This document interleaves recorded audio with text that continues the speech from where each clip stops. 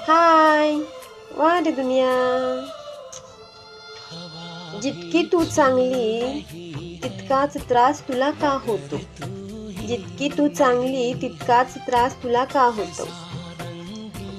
कारण तू मनाने खरी आणि चांगली आहेस आणि सगळे लोक तसे नसतात. तू सगळ्यांसाठी चांगला विचार करतेस.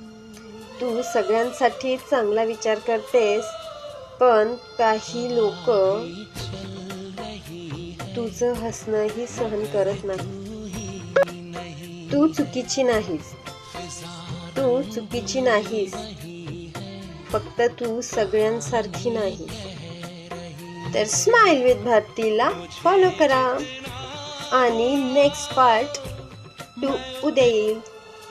तर थँक्यू. बाय.